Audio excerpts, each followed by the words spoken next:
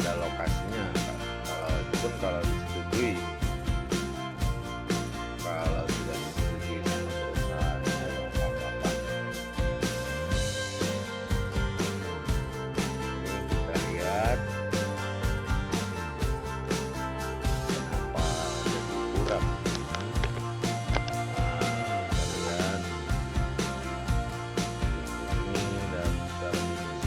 Pendahuluan,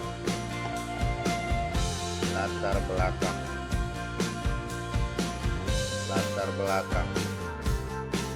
pencatatan transaksi keuangan adalah yang harus dilakukan oleh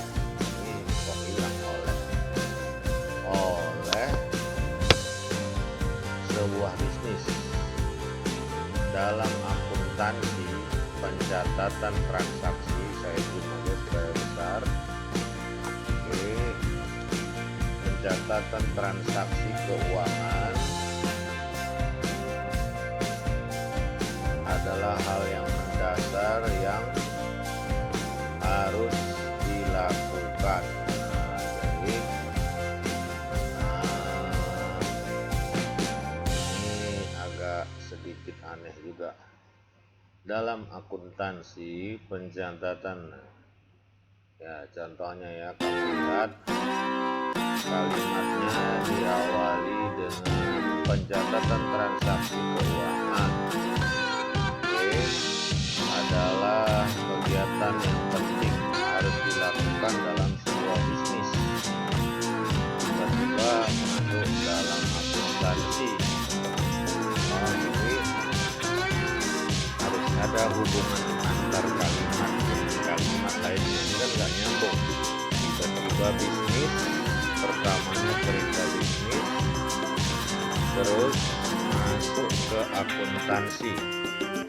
Harusnya ada sedikit tambahan lagi di situ, menceritakan tentang bisnisnya, atau ada pengantar sedikit kamu buat di situ supaya masuk langsung kata akuntansi.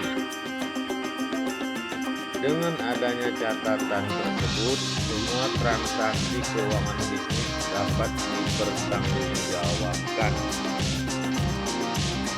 dan dibawa ke laporan keuangan termasuk transaksi.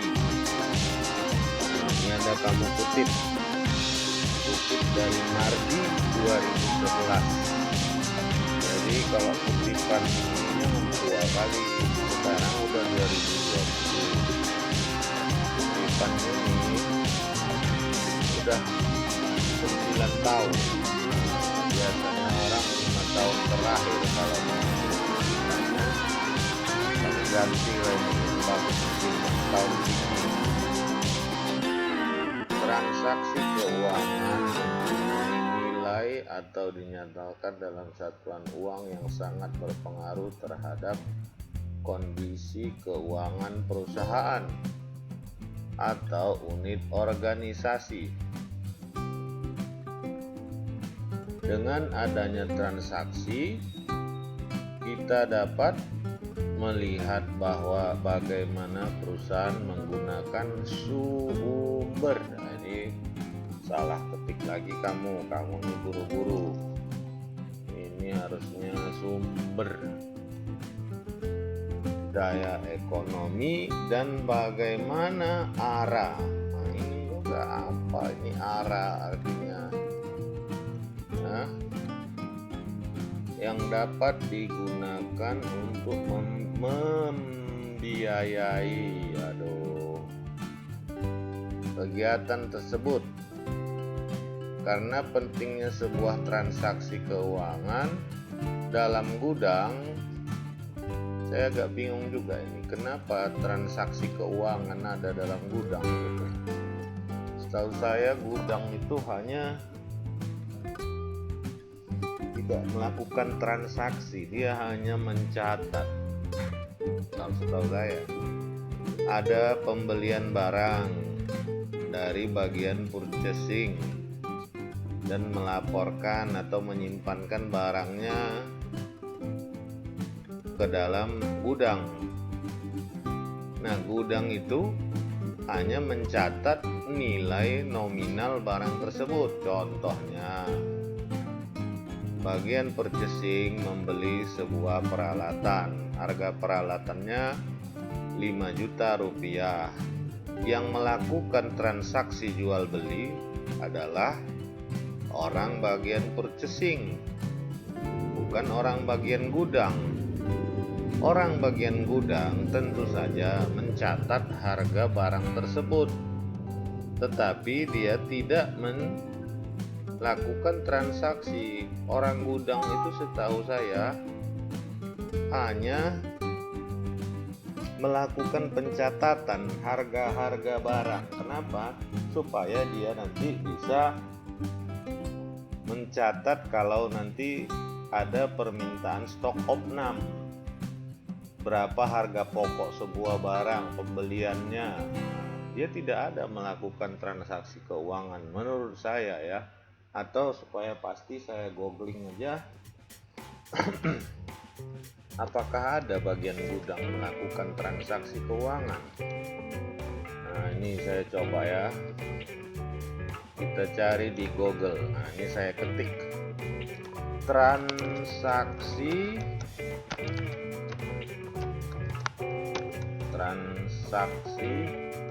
ini laptopnya agak rusak pula huruf S nya.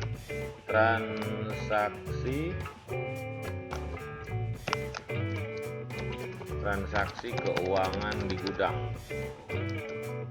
Transaksi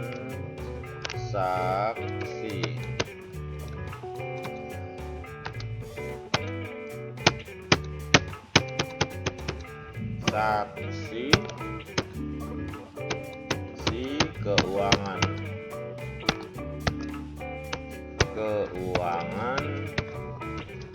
di gudang. Nah, jadi kita sama-sama, saya pun bukannya memiliki ilmu serba mahal tahu, tetapi sepengetahuan saya. Jadi kita sama-sama cek di Google apa saja rupanya transaksi keuangan di gudang. Nah, bukti transaksi dan pencatatan.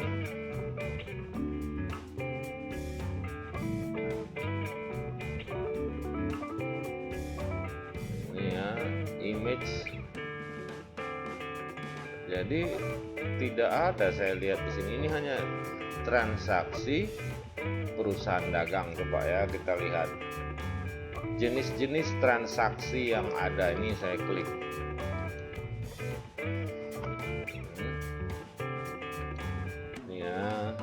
Kamu kan judulnya memang transaksi keuangan di gudang, bukan saya yang memilih judulnya.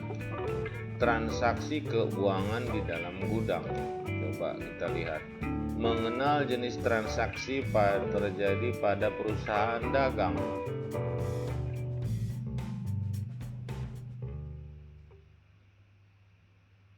Pembayaran utang. Barangkali ini judulnya kurang pas ini kalau saya lihat ya. Kita lihat lagi ya satu-satu supaya bukti. Pentingnya ini ada tulisan pentingnya bukti transaksi dalam pencatatan keuangan. Nah, ada cerita gudang. Jenis transaksi keuangan dalam perusahaan dagang. Kita buka supaya jangan kamu bilang saya salah ya, tapi ini namanya saya juga ingin mencari yang benarnya. Berbagai jenis transaksi di perusahaan dagang. Kita klik.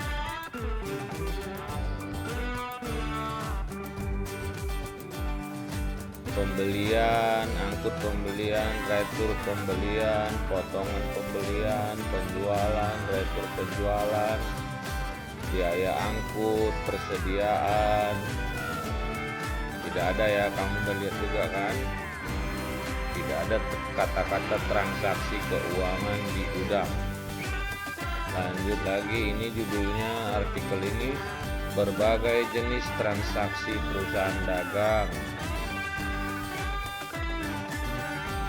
Transaksi pembelian, transaksi beban angkut pembelian, potongan tunai pembelian, retur pembelian, transaksi penjualan kas, transaksi penjualan.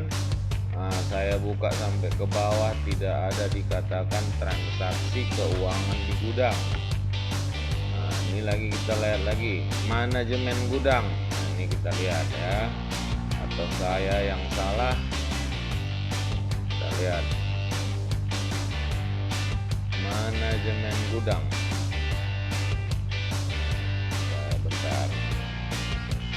Oh, ini hanya menjual software, dia mengatur gudang. Ya, namanya akurat light.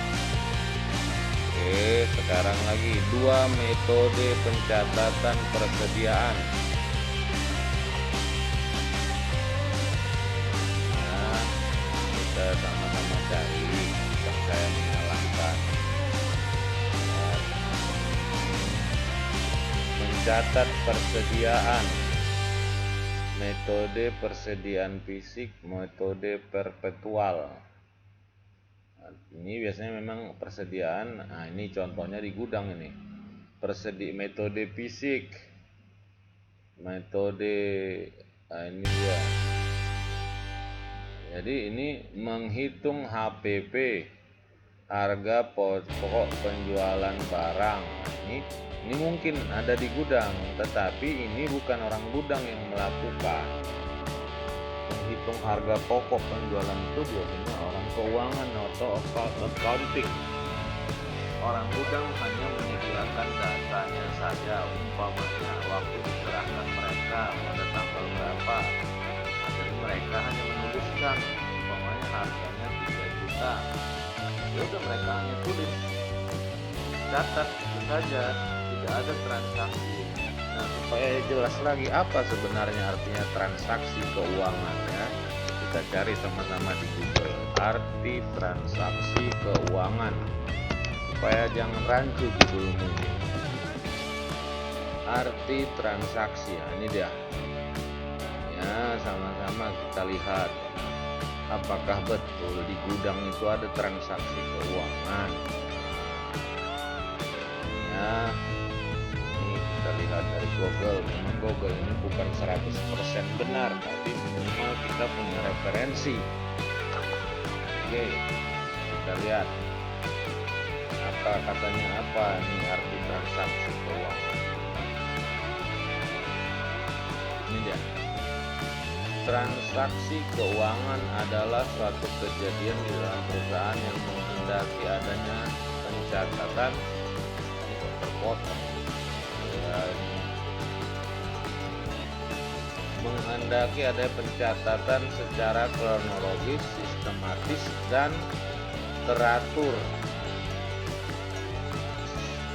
yang menyebabkan adanya perubahan harta, utang, dan modal. Nah, jadi di situ kamu lihat.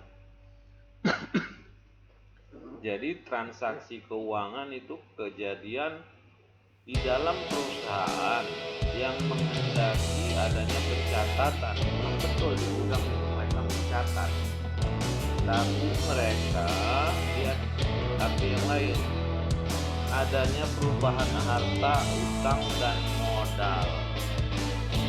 Nah, jadi bagian gudang tidak ada mencatat sampai ke situ. Yang melakukan transaksi keuangan adalah bagian keuangan dari perusahaan itu sendiri.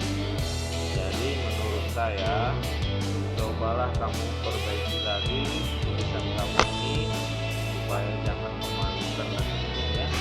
Kamu carilah yang mana yang cocok dari bagian gudang yang mau kamu tulis. Barangkali sekian dulu dari saya, mudah-mudahan bisa bermanfaat. Terima kasih.